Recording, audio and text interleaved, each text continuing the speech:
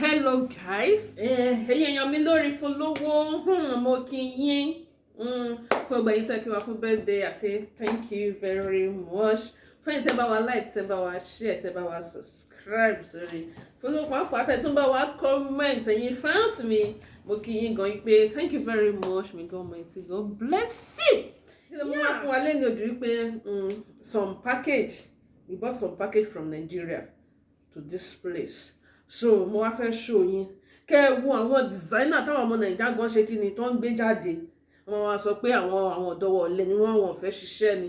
Wọ́n ń ṣiṣẹ́ guys, àwọn míì ń ṣiṣẹ́, àwọn tó fẹ́ ṣiṣẹ́ ń ṣiṣẹ́ ni, àwọn tó fẹ́ ṣojú kòkòrò wọ́n ń ṣe kí ni wọ́n ń ṣiṣẹ́. Ẹ máa rí materials tí mo bought wá, ọ̀wọ́ kí n sọ pé tí Follow family tá bought wá láti Nàìjíríà. Ẹ jẹ́ kí n wá show yín. Yeah, guys, yeah. Oh, see? This is it, guys. This is what we bought from Nigeria. Yoruba space, come. Yoruba space, see, come here. Why are you salads? Why are you salads? Come. Hello, hello, gbogbo ẹ̀yin olólùfẹ́ wa, a kí yín o. Ẹ kú ojúmọ́. Báwo lọ̀dọ̀ yín lè ní ṣàlàfíà lẹ wà. A order àwọn kankan láti Nigeria. I mean shoes, bàtà. So àwa ní ká wò bó ṣe rí. Tá bá wá rí bó ṣe rí, bóyá yín náà lè nífẹ̀ẹ́ sí. Ṣùgbọ́n ìdí tí mo ṣe fẹ́ ká ṣe fídíò yìí ni pé contrary to opinion or nǹkan táwọn ẹlòmíì máa ń sọ nípa wípé àwọn ọ̀dọ́ Nàìjíríà wọ́n yọ̀lẹ, wọn ò fẹ́ ṣiṣẹ́, ẹnìkan ló ṣe léyìí, and mo wish kí ló ṣẹlẹ̀. No. Oh yeah, open it now. Wọ́n ti rí ẹ máa bend camera ẹni kan ga gọ́ọ̀dì mọ̀ṣẹ́. No, tó bá ti ṣe ẹ máa ṣe. Bend camera yìí. Okay. Tí mọ̀ṣẹ́. So mo fẹ́ ká fi hàn wá ká wo bó ṣe rí. Wọ́n ṣẹ̀ bá wa gbé ní láìpẹ́ yìí ni. Ẹni òṣà wọn gbé sínú kátàn. So mi ò rò bẹ́ẹ̀. Gbèsè bọ́tẹ̀ gbèsè náà nílé. Bóyá nǹkan tó jẹ́ bí I don't know. Bóyá nǹkan tó jẹ́ kó máa gba extra money gan lọ́wọ́ olúwe ní wọ́n fi sọ pé ká san owó obìnrin. And funny enough, láàrin 3 days ló fi dé Dubai láti Nigeria. So because DHL express DHL ship máa ń lò. So ẹ jẹ́ ká wo bó ṣe rí. Let's see what it looks like.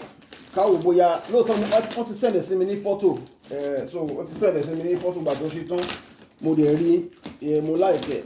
So bóyá káwá wo what we order versus what we get. Bóyá bákan náà ló ṣe rí.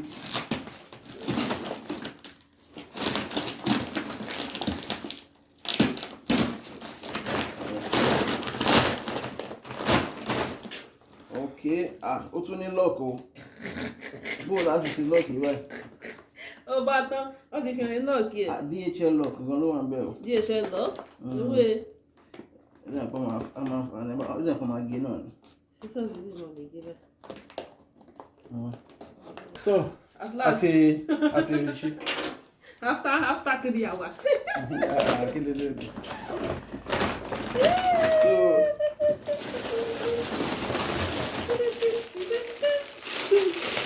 oya ẹ wá wo bó ṣe rí. Mo ti kọ́kọ́ ń láìpẹ́ ẹ̀ náà. Ṣé ti rí? Tọkùnrin nìyẹn o. Tọkùnrin lélẹ̀. Wow, kó tí ẹ wúwo. Tọkùnrin lélẹ̀. Ẹ ti rí lè. Ẹ̀yàn tó bá fi díọ̀ sí. Nàìjíríà ló ti ṣe o. Àwọn ọmọ Nàìjíríà ló ṣe o. Ṣé ti rí lè náà? Ṣé ẹ̀ rí báyẹn? Now ẹ jẹ́ ká gbọ́ṣẹ́ wò. No, rí o.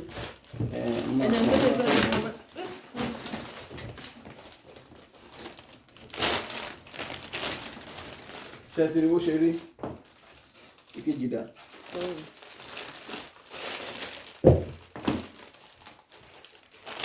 So àríwọ̀ ní sọ́mà. Ṣé ẹ̀ rí báyìí? Ẹ rí báyìí. Ó lè fún yìí. Ẹ ti rí bó ṣe rí yìí. Ó yẹ kẹ́. Then what? Oh yeah, okay. So I check it now. I think I'll find you. This is 43, right? Size 43 ni. Ẹ bá fẹ́ ra bàtà. Èmi fún mi. Bóyá ilé you know, size mi náà. 43 náà. Ilé náà dáwà fit mi o, Harry. Ẹlẹ́ntẹ̀ láàfà. Wọ́n ṣe tó obìnrin. Wọ́n ṣe tó obìnrin. So ẹ ti rí lè náà. Ẹ ti rí bó ṣe rí. Ẹ má worry, màá bá yín a máa zoom ẹ̀ nínú kí lórúkọ ẹ máa rí bó ṣe rí. Wọ́n dáwà fine. So ẹ ti rí báyìí. So this one. Ó dé jì. No, mo like ọmọ bàtà yẹn. Ó solid ẹ̀ wà okay. Suede ni iwájú ẹ̀yẹn ti rí báyìí. Ẹgbẹ́ yìí ni leather. This one, then this another the second one. So kò dúró báyìí.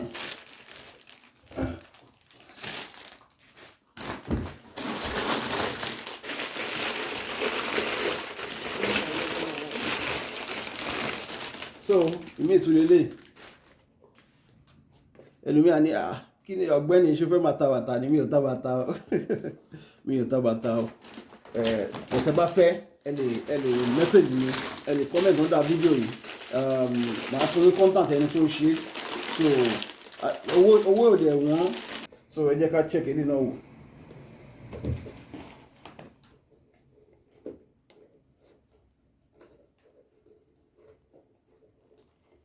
Ó fún. No. Pé tuntun kò tí ì.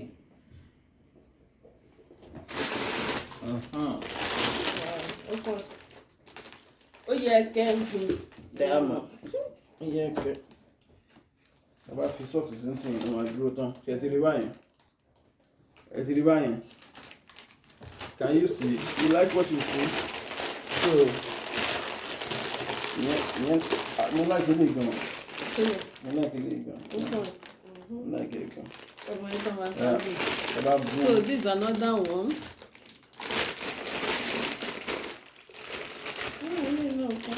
So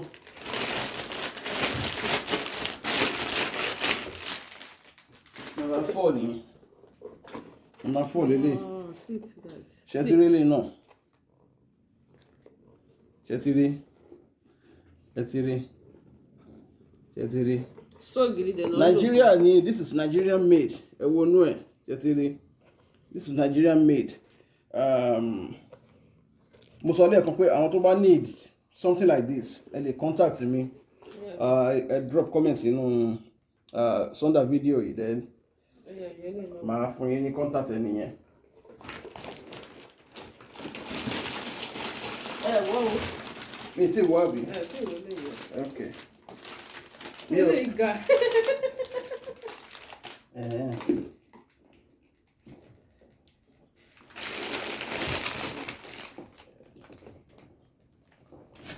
Okay.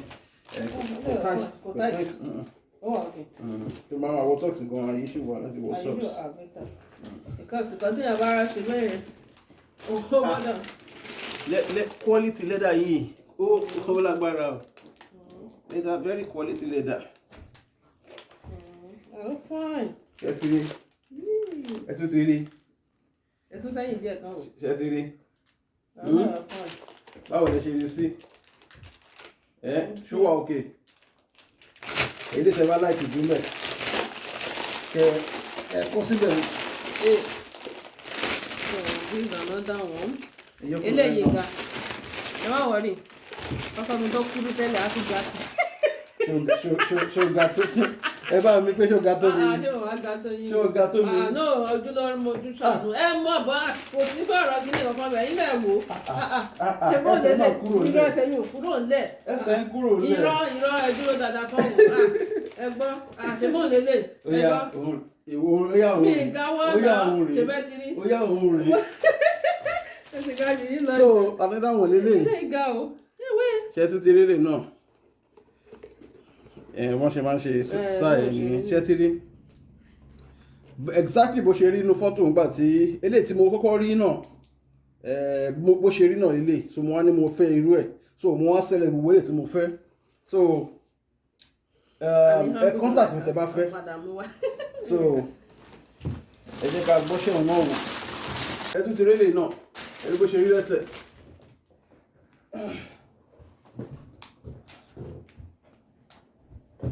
So ẹ ti rí bó ṣe rí ṣe ti rí can you see so òun náà ti lọ báyìí. So this is another one. So another one lele it's really another one lele. So everything is my size. So size tí mo ní kan ṣe náà ló ṣe then gbogbo ló wọlé bá ti fẹ́ kó rí bẹ́ẹ̀ náà ló ṣe rí torí pé ó ṣe jẹ́ pé àti ìwé tẹ́lẹ̀. Maybe that's when I want to plenty parcel. So really now you can see it.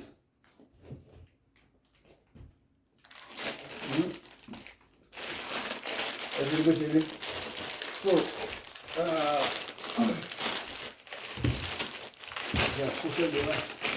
yeah, so farm lele farm owó díẹ̀ bàbá quality material ni ṣe ti rí òun náà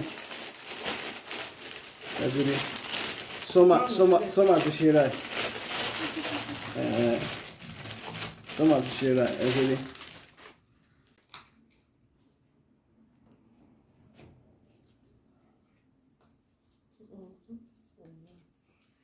So òun nílé ń tẹ ṣe ti rí òun náà rẹ́gí ló ṣe ẹ ti rí. So ìyẹn náà lọ báyìí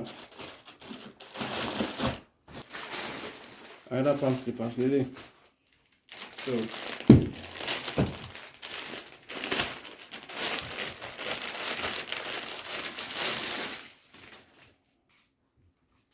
ṣe ti rí òun náà can you see.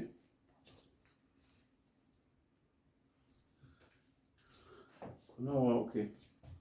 So ẹ rí pé déédéé mi ló ṣe. Now all these shoes they are Nigerian made. Whether I'm going to hear it or not. So guys, I want to yanjú tọ̀dọ̀ wọn títí wá rè. You see? Let me check. Hey, ó yẹ kẹ́. Ẹ bẹ́ẹ̀ ni díẹ̀ kó lọ lè díẹ̀. So saying, ìgbà yẹn wà láti ẹ̀kọ́. Okay.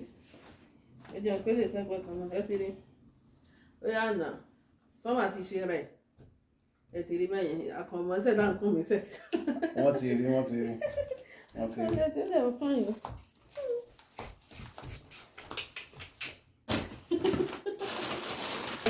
Eléyìí fún dọ́tà mi lélẹ̀. One for me, one for her. Yeah. The same thing.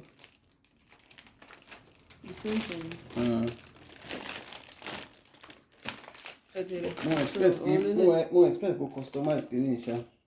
Customize yourself. Orúkọ kì í fúnjọ́ kí ọ̀nà yẹ kó ọ̀rá rẹ̀. So this is it. This is mine.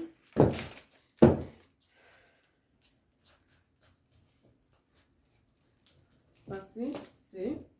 So this for me, and then this one is the second one for our daughter. This one is for my Precious. Daughter. Precious, so, yeah, your daughter, my daughter. My daughter. My daughter. Ṣé wo lójú àbí mi lójú? Mo jọ yín. Guys, ẹ gbọ́ ta ló lọ́mọ, ṣe bí ìyá ló lọ́mọ. For my daughter. Wọ́n ní bàbá ló lọ́mọ olòtítọ́.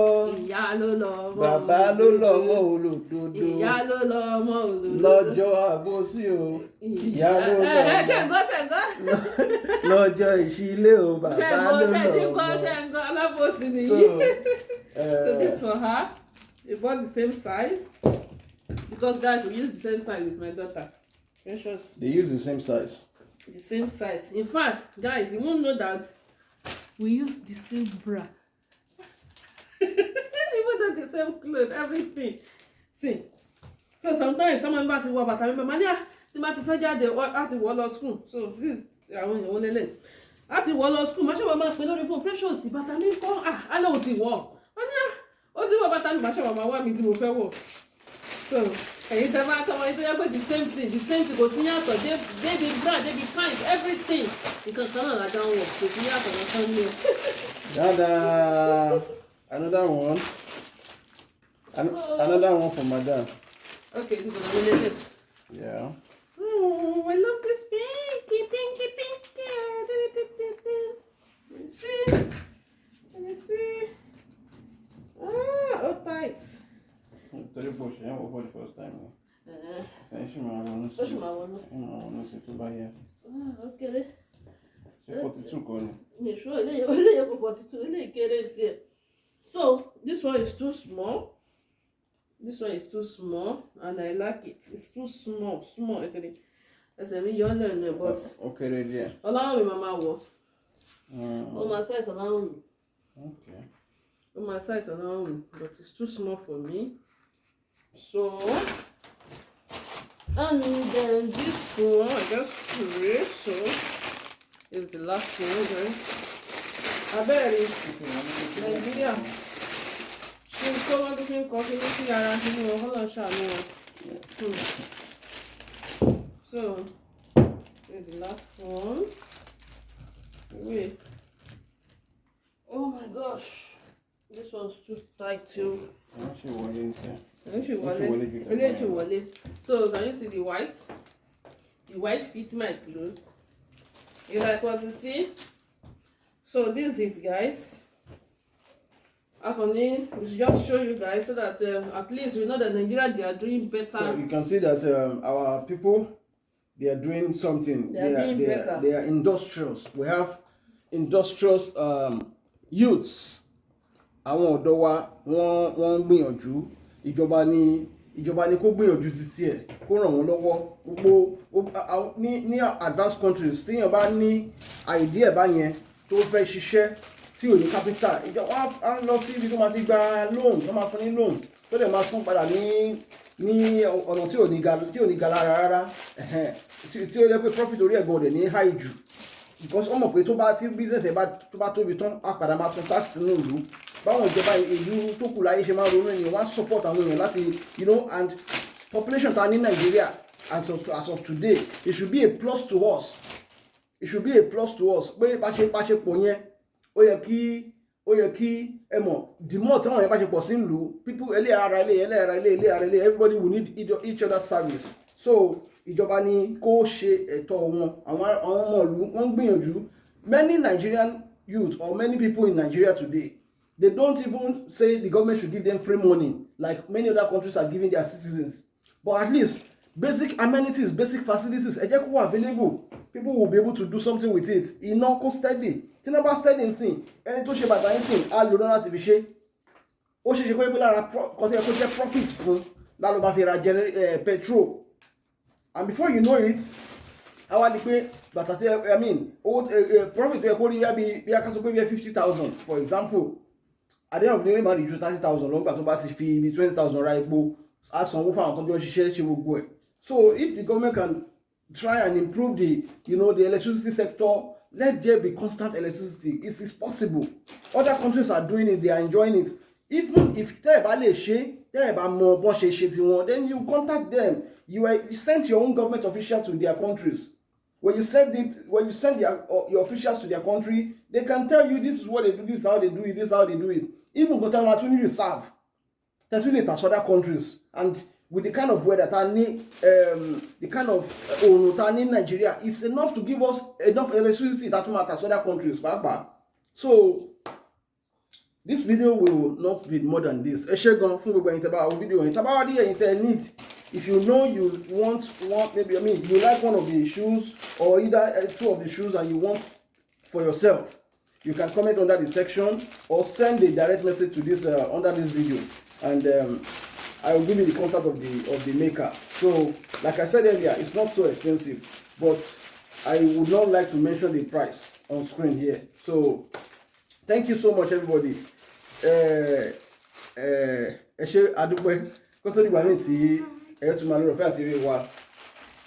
Thank you, everybody, and have a wonderful day. Bye. Why are you hiding? Hold up, everybody.